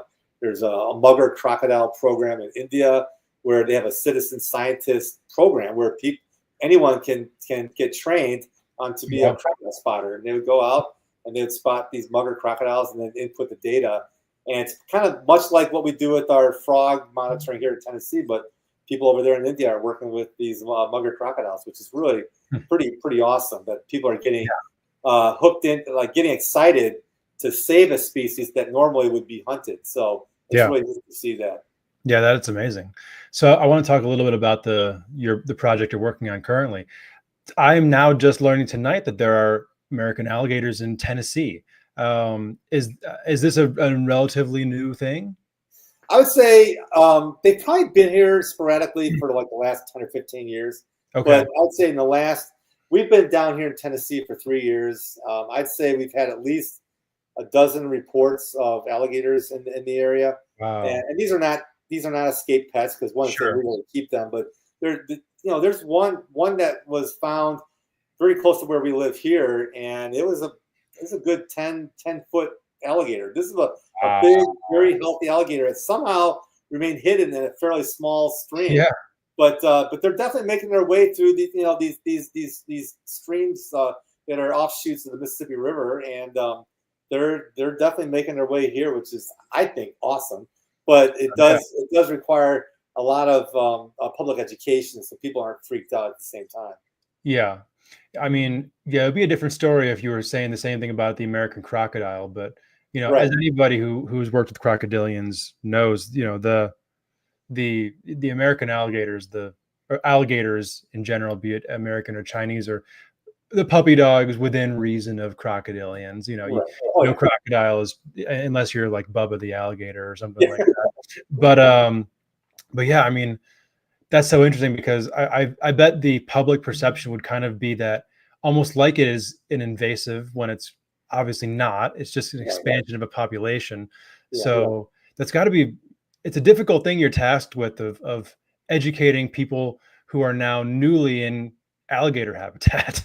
Yeah, it's definitely, you know, we're finding that surprisingly we're finding more people are being more open-minded about it than we kind of had this perception of, you know, a bunch of yahoos in the forest that are just out there like we're going to kill every alligator we see. But I think there seems to be more of an appreciation for how unique they are, and they're a big part of our natural heritage, and so we are definitely integrating that a lot into our programs. Now, unfortunately, right now, the way the state laws are, we cannot keep American alligators, but we can keep caimans. So we do have a broad-snouted caiman that we use for programs, and we can use that as our ambassador to teach people about crocodilians, and then that's segueing into American alligators. And I think we're going to see. The next few years is going to tell us a lot about how they're, you know, the numbers are increasing. Right now, we're hoping to get these drones going just to figure out if there are certain hot spots in the area where we see multiple specimens. Right now, we're just seeing single specimens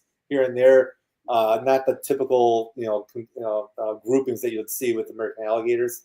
So right now, it's still a pretty rare sighting, but they're here for sure. Are they in populated areas or mostly kind of in more rural? More rural right now, although there was one that was found in a fairly busy area along the Mississippi River. But I'd say the bulk of them are still in pretty rural areas. Probably good for the alligator.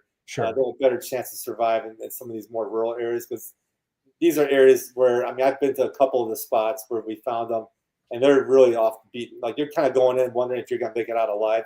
So like some kind of creepy movie type of places, but sure, I can imagine so. Yeah, they're out there. They're out there. Okay, that's so fascinating.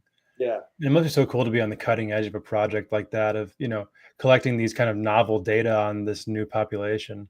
Yeah, it's, you know, it is cool. You know, it's cool mostly because I love crocodilians. I want to do whatever I can to help them out and make sure that as their numbers do start to increase, as they will, that at least people, you know, I'm not saying we can do everything. You know, we're not the ultimate crusaders in this whole thing, but at least we can get ahead of the things a little bit with people and public perception and things like that. And I think as our organization here in Tennessee continues to grow as it is, we'll have a much bigger platform to try and get the word out about these animals. Our hope is to create educational materials that we can get out to the people, especially in areas where we're starting to see more and more alligators. And so there's a lot of work to do, but our hope is that when they do become firmly entrenched in this area, that it won't be as big a deal as what we think it is right now. Sure, that makes sense. Well, I'm definitely excited to see the headway that you guys make with this design. That'd be really interesting. So of the crocodilians that you have encountered over time, do you have a species or two, even three, that stood out to you as like, wow, that was really special to have this crocodilian at the Discovery Center? Yeah, I would say, gosh, I mean, they're all super, super special, but the Philippine crocs were really cool. I had a feeling that was going to be it. Yeah, I mean, they're a species ever since I was younger, always dreamt of working with or observing, whatever. And when we had the opportunity to bring in a couple here, back when we were in Chicago, it was just a really, really unique experience. Unfortunately, we didn't have a lot of public display for crocodilians, so a lot of the ones were kept at a remote, or not just a remote, an off-site facility, but still part of these assurance populations that we were maintaining some of these crocodilians, because a lot of the zoos were just getting more and more limited as far as space for some of these rare crocodiles. So we started bringing in, we had the Philippine crocs, the Siamese crocs were awesome. Probably my favorite might be the Orinoco crocodile. They're just one of the most impressive crocodiles. And when we had a chance to work with this head starting program that was spearheaded by Louis Sigler down at the Dallas World Aquarium, we jumped at the opportunity to do that, start raising these babies and getting the data that they needed so they could be released back to the wild. We had a rather large Orinoco that we kept for a while, Rosalita, that came from the Newport Aquarium. She was about 11 feet long, and she was, and that is small. I mean, these Orinocos can get 16, 17, 18 feet, big male. But I mean, I've had so many cool experiences. Never dreamt that at a nature center that we could have such an amazing collection of crocodilians, and yet we did. Yeah, really pretty special. No, I mean the Orinocos, that animal's not appreciated enough by reptile people, I guess, to put a term to it. I've been fortunate enough to have spent just a couple days with Luis down at Dallas World Aquarium, and seeing especially their adult male in person, like this is not your regular crocodilian. Like even compare that to a similar sized saltwater crocodile. I'll take my chance with the salty over the Orinoco. That thing is probably 1,500 pounds. Like that's a dinosaur. That is not a. Yeah, the one they have down there is. I mean, if anyone has a chance to go to Dallas World Aquarium, check out the Orinoco crocodiles. Maybe the coolest zoological facility in this hemisphere. Yeah, like ridiculous.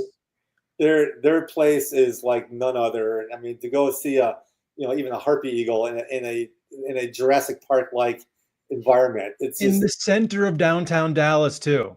Right. That makes it that much more special. This is not some land out, like this is in the middle of everything. Yeah. And they have this multiple story, water like hundreds of feet off the ground.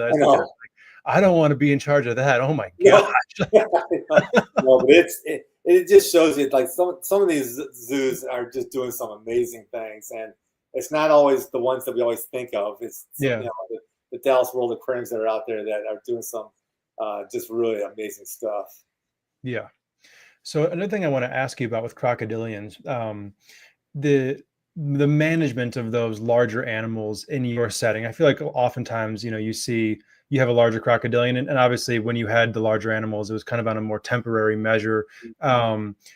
What were some of your strategies of dealing with a larger crocodilian in a space that may not be as large as one may want it to be, as far as area to work the animal, not necessarily the enclosures go, but as far as the area that you have as the keeper?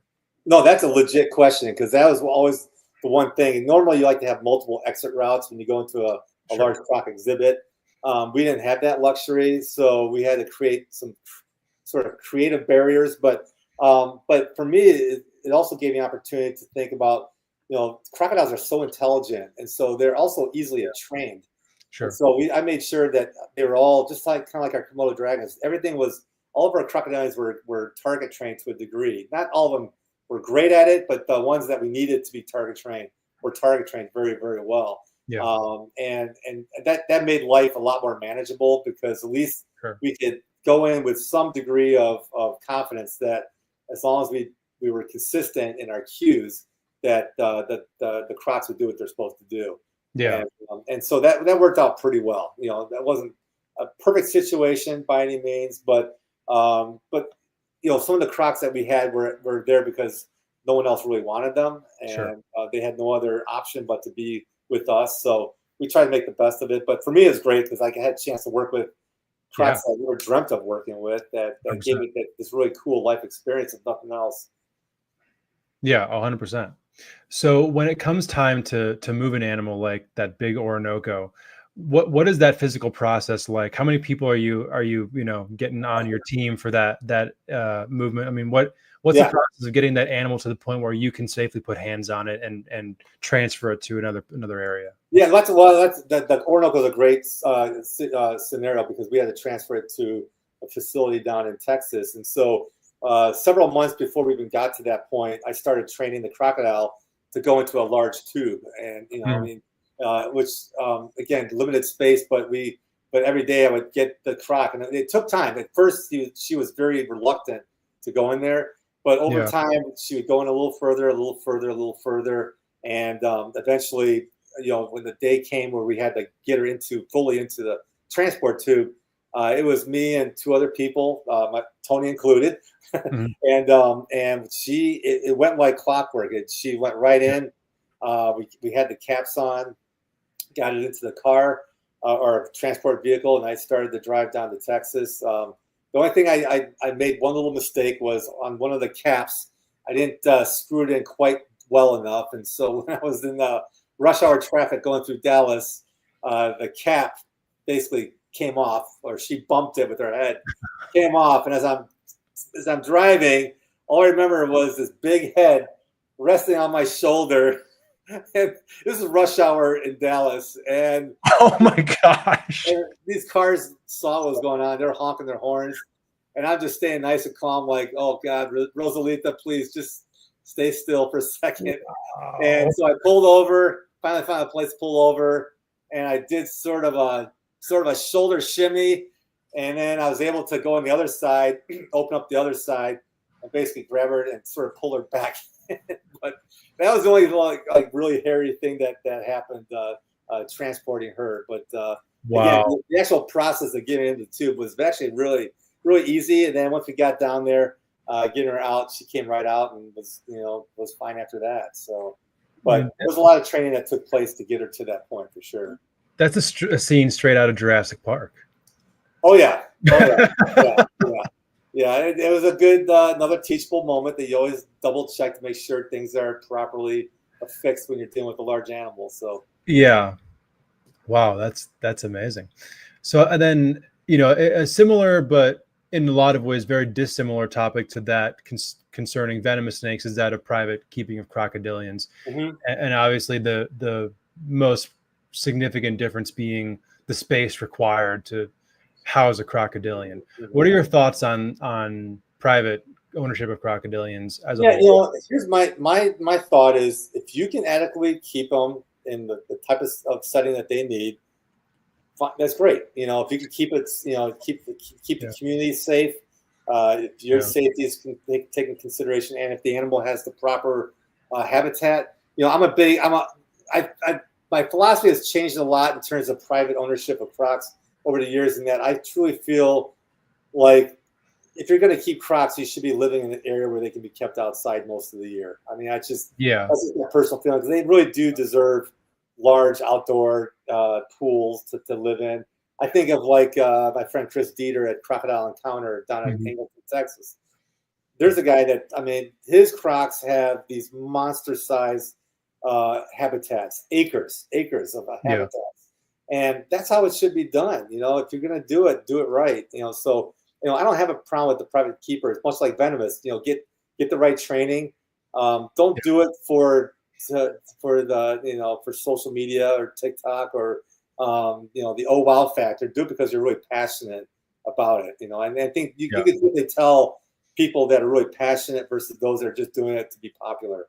There's a couple that you'll see on social media that keep alligators and crocodiles that have no business doing it, because they're so the way they work with them it's just dangerous, and it's not good for the animal either.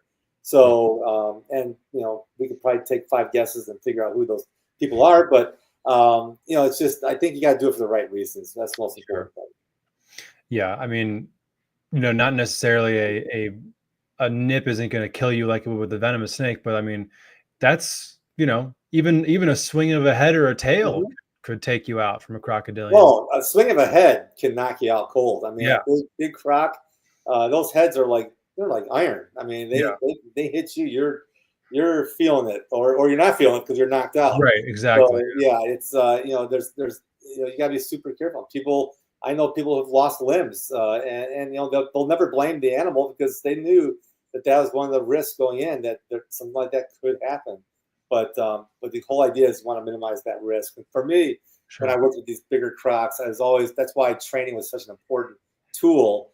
Just like whether you're working with big cats or elephants or whatever, the more training you do, the more you can minimize some of those risks. So and it's also good enrichment for the animal too. Sure. When you do that daily training, that's an important part of enrichment, which I think is something that the reptile world hasn't quite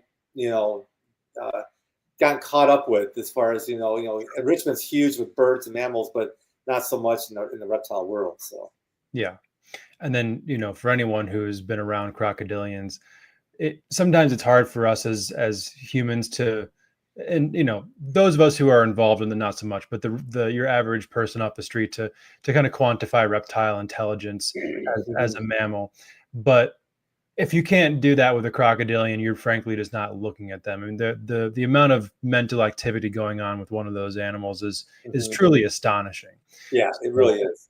Yeah, they're just amazing creatures. I mean, they're so maternalistic. They're very delicate. They can be very delicate with each other. They can also brutally, when two males are going at it, there's no holding back. There's no rules at that point. So yeah. I think there was a video that was going viral a couple years ago. I want to say it was on a farm in Australia, but like food was thrown into this salty pen, and one, I mean, these are adults, just grabs another one's leg, rolls it off real quick, and the one who just lost a leg just kind of sitting there. Yeah, like nothing ever happened. Like that was such a casual encounter. You just took this thing's leg off. I know. I saw that. It's just like, it just shows how tough these animals are. But that, I mean, if that was you're not an adult salty. You're a human. Like you're toast. Right. That's Oh yeah. That's not good. yeah, not at all. So another thing that I feel like maybe has not been how do I want to phrase this? I feel like you in the herpetoculture world were obviously known for what you did with reptiles, but for the Wildlife Discovery Center, one of the things that people probably remember the most for anyone who was there were the non-reptiles, were the birds and the mammals. Was that something that you always wanted to be part of what you did, or did that kind of come as more space became available and you kind of became more experienced in the field?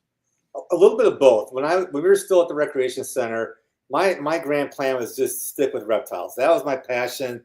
That's all. I just wanted to work with reptiles. But I also realized, being a public facility, more and more people were asking, like, is this all you have? It's just snakes, turtles, lizards, crocodiles, whatever. Yeah. I was like, well, yeah, of course. What else do you want? And I started realizing that not everyone is as passionate about reptiles as I am, and that maybe we need to consider, diversifying. And we started off with, I think, a red-tailed hawk, Curly, and he sort of trained me how to work. I never worked with birds of prey in my life, so that bird taught me the ropes. And then all of a sudden we added, I think, a Harris's hawk, a great horned owl, a screech owl. Yeah. And then, eventually we started adding some non-native owls. And then all of a sudden I was like, well, if we can do this, maybe we can have some mammals. And then we started off with an opossum, which was really easy to take care of. And then that all of a sudden, in the blink of an eye, we had bobcat and foxes, coyotes, we had armadillos. Yeah. Eventually we got our sloths that I still have today down here in Tennessee, along with our Eurasian eagle owl and our spectacled owl that followed me down here. But I found that people really enjoy the diversity that we had, and it made me also realize that not everyone, again, is not as passionate. But I think what we found was that more people got interested in reptiles that came more for the birds and mammals. But then also they saw the tortoises outside, and then also they got really interested in the reptiles that way. So these other animals kind of became the gateway to get people connected with the reptiles in ways that I wasn't really, this was not planned or anything like that. So it worked out pretty well to have that kind of balance.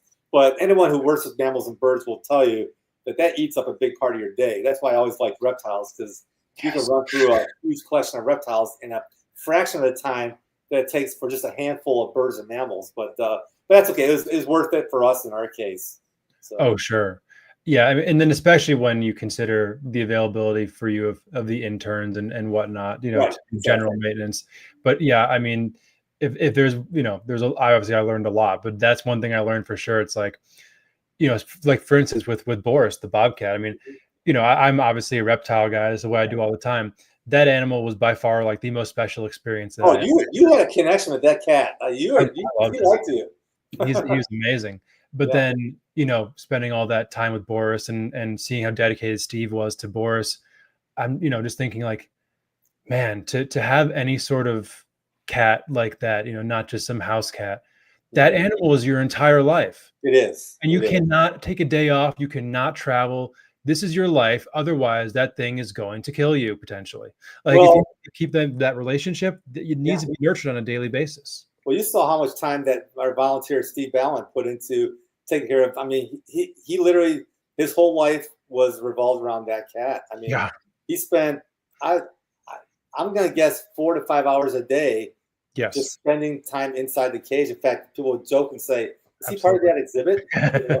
He was, yeah. It's what it took to keep that cat in a good mental state. And anytime people, again, when you get a pet like that or an animal, you got to really commit to it. You got to. That's why people oftentimes don't fully think about that when they first get an exotic pet, and then they realize, man, I just can't. I don't have the time for this thing. When they should have thought about that, before they got it. But right. It happens. Sure, but yeah, I mean, just and I unfortunately was not around for like the wolves and the coyotes, but man, I mean, I can only just imagine the amount of the pure hours that have to go into those animals to maintain that healthy bond between human and animal. Well, in our case, especially because everything's hands-on. It's not like we have a lot of other ways to get into these cages. You're in the cage. You're in the cage, and I know my wife Tony that you met. She that you know very well. Yes. Tony had a great connection with the coyotes. So she was the one that took care of the coyotes because they would see her, they would start howling right away. But she put in tons and tons of hours every day working with those animals, and so it's kind of like you get what you put into an animal. Whatever you put into it, you'll get that many times back. And if you're willing to commit, doesn't matter what it is, whether it's your scrub pythons or a crocodilian or whatever. If you invest the time, you're going to have a pretty special animal in your hand. Yeah. Oh, 100%. Yeah. That, and what you were saying earlier definitely was the case of, that the reptiles and the mammals, birds, all kind of feeding off of each other for bringing people in. That's actually a great question that Brooke has. The otter. What was the bonding experience like with him? Yeah, that was one of the most unique experiences. That's one of those things where people say, "You ever think you'd have an otter?" No, of course not. But this was an otter that was found abandoned by its parents, found at a construction site, and the rehabber that had the otter really needed to find a home right away because they were either going to have to put the animal down or find a place for them to grow up. And so I didn't have a lot of time to think about it. I basically drove up to Wisconsin, picked it up, and Odie and I just hit it off right away. In fact, he was one of the most special animals that I think I've ever worked with. Mm-hmm. He and I would go on 3-4 mile hikes every day without a leash. He would just follow me around. I'd take him down Lake Michigan. We go swimming in the lake. I'd take him to a nearby pond, like the ones right behind the farm there. Yeah. I just take him to the pond. He'd go swimming in there, catch frogs, and once he got tired, he'd come back out and follow me back to his habitat. That's amazing. It was just a really cool experience. He loved the wintertime. He'd slide around on the hills on the snow, and so that was pretty cool. So I look back at my career and I think about certain animals that really had a big impact. He was certainly one of the more unique animals as far as there were not reptiles that I had a chance to work with. So it was pretty cool. I wish I could have brought them all with me down here to Tennessee, but we couldn't do that. So was I'd like to. Yeah, no, absolutely. Yeah, that I wish I had been around for the otter days. That would have been absolutely incredible. Yeah, he was good. Well, as we kind of get to the later part of the show, I'd be remiss if I didn't talk about the animals that were kind of your holy grail for your career, that you were able to do something very unprecedented by being a non-AZA facility to have Komodo dragons. Right. So I guess take us all through that journey. That was years in the making for you. Right. I would say since I was 4 years old, that's been my number one favorite animal, the Komodo dragon. And even when I first started the Wildlife Discovery Center, that was the holy grail. That was one that I thought was way out of reach for us because there's virtually no AZA, any facilities outside of AZA that have Komodos. It's just I think now there's one, but before us there wasn't. And so I would always make a pitch every year at the AZA meetings. I would make my pitch to have a Komodo.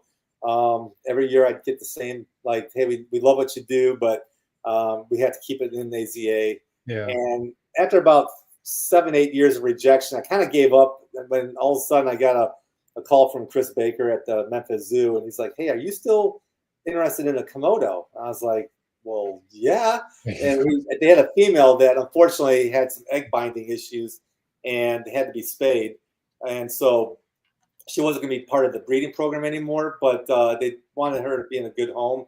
Yeah. So we literally had about 2 weeks to build a habitat that was suitable for a Komodo dragon.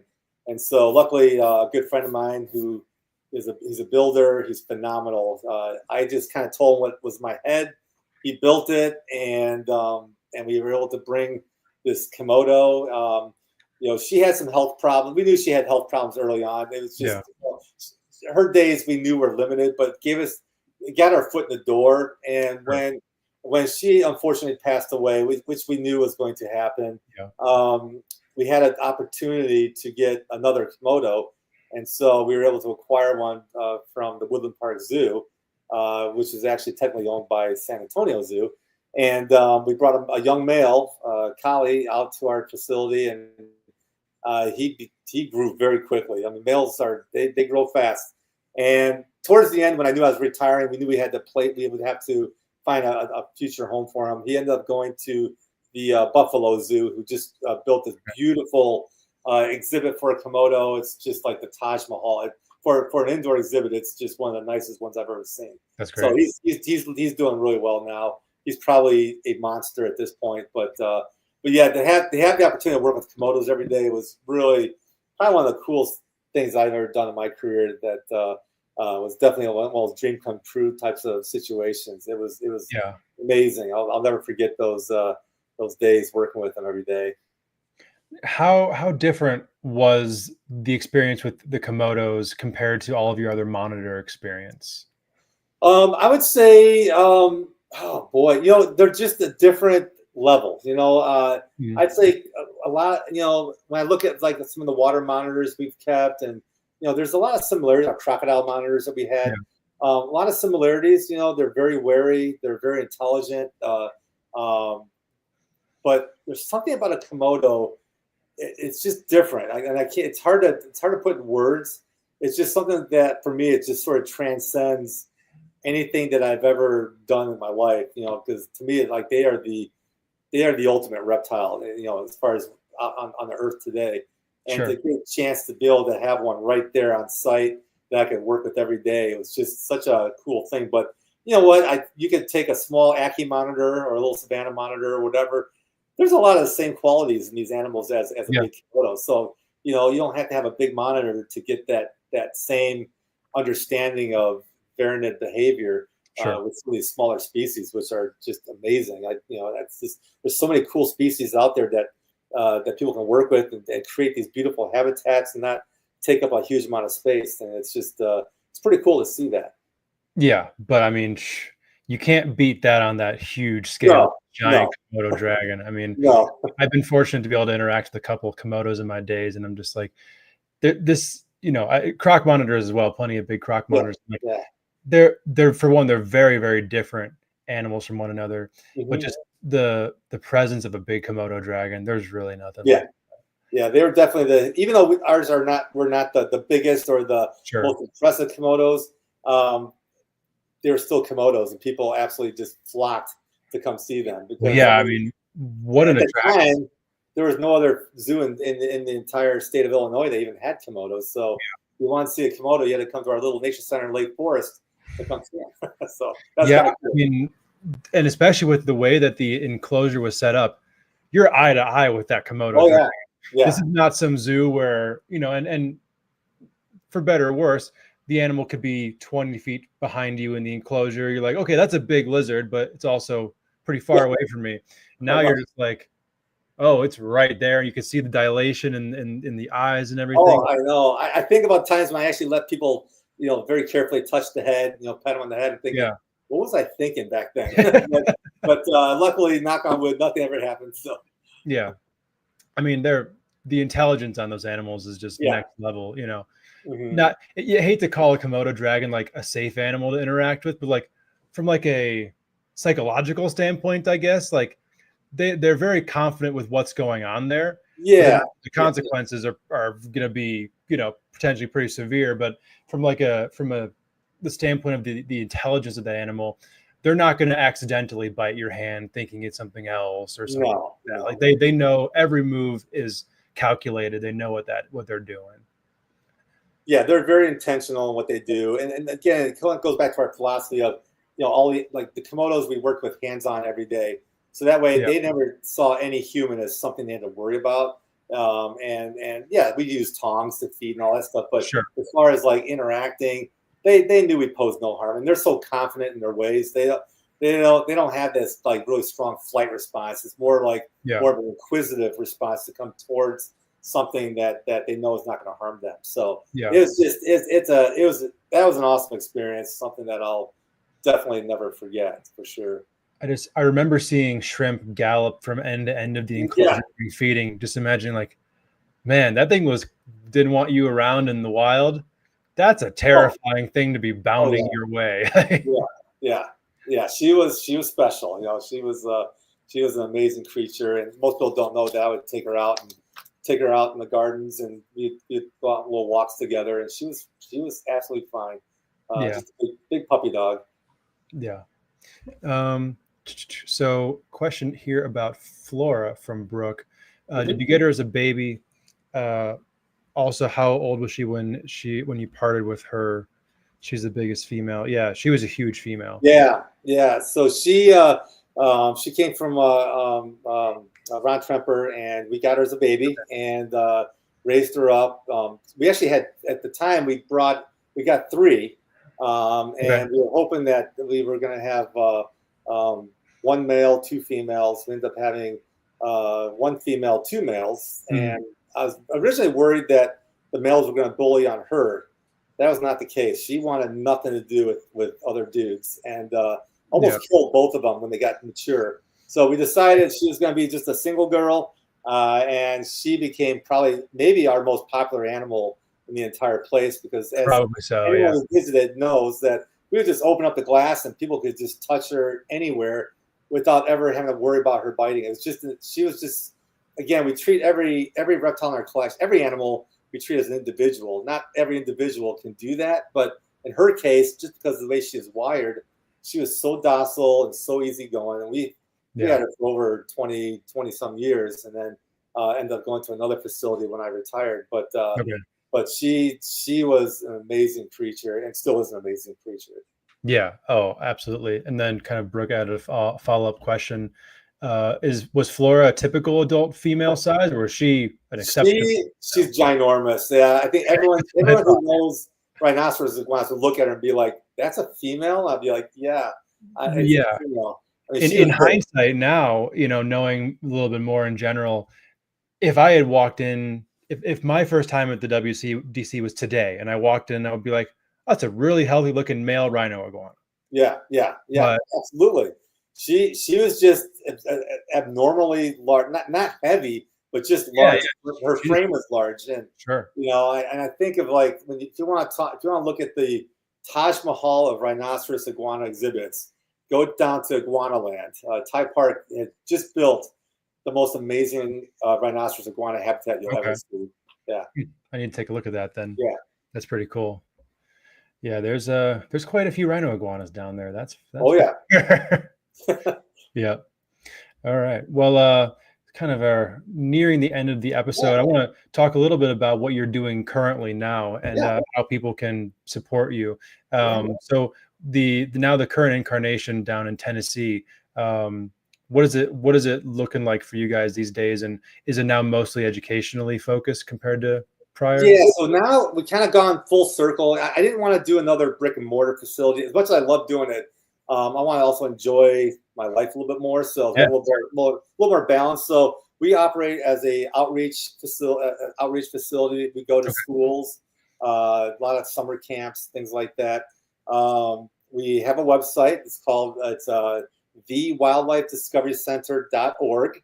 And we actually have a not-for-profit that we've created, so people can make tax-deductible donations, and then we also use those funds as for scholarships for schools that can't afford to have us come out. So we'll offset some of those costs. And again, we're also very involved with the amphibian monitoring program, the alligator monitoring, and our environmental education organizations that are here in Tennessee, but also we're also real involved in Mississippi in their educational system. since Okay. we live so close to the Mississippi borderline.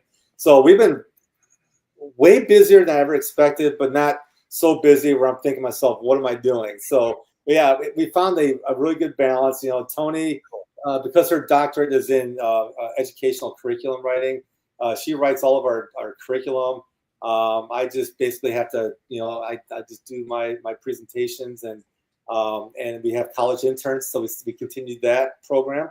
So we have college interns that are helping us here at the facility, and it's been really an awesome experience to continue this legacy that was started a long time ago. And you know, we just, you know, God's been good to us. That's all I can say, because we couldn't do this without his help and other people's help, and we're just finding a lot of new supporters down here, which is really cool stuff. So it's great. We're loving it. Yeah, that's amazing.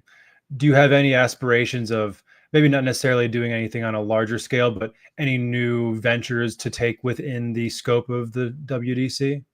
Yeah, you know, it's just more focusing on kind of the roots of the WDC, and that's education.